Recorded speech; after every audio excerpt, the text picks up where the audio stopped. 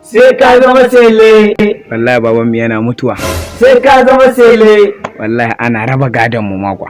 Sai ka zama sele. Wallahi so nake baban mu yana mutuwa in sai kyamara. Sai ka zama sele. Shi kai nan bashi da babban guri. Illa ya zama sele. Baban shi yana mutuwa yake so ya zama sele. Ka ji ko ana raba gado. Ana raba gado wai zai sai kyamara da kuɗin gado. Ga na dan drama. Kai dai ba shi.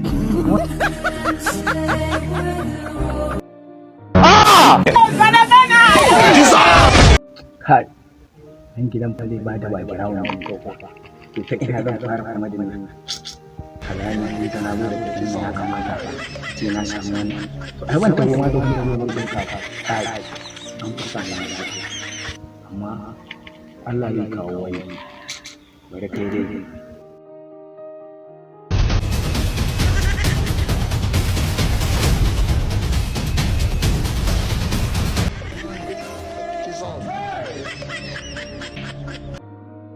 Zamu bar sa a gurin. Za ka tsaya a nan gurin. Mun shi kan kwana. Zan taho ka ce min action. Ka gane ni? Yanzu ka gane ni? Kan ce ka mana suka sa. Ko wani abu na rike da ake sa. Na gane. Ka gane ni? Daga nan kuma ka gama wannan zan gaya ma tsada shi. Sauri dan Allah ba na son harkar wasa. Sauri. Ko wannan za ka tsaya. Kudin na rawa kofi a ni za ka ɗauka daga nan haka daga nan kwana a gani a sa kwana da Allah ba haka ne za a yi sai ka kai da kai ce mu action je na sa kwana a gani yawwa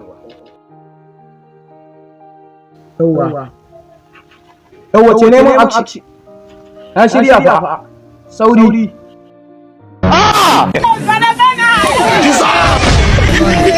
ya dai gane nan ya san ku aiki. Dissolve.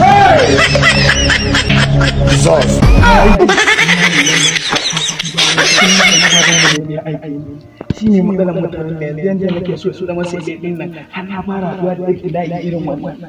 Haba da girman Allah dan annabi. Yanzu yana yi kiran mu to yanzu ya zan da YouTube ta. Shikenan ba ni ba subscribe ba like ba comment.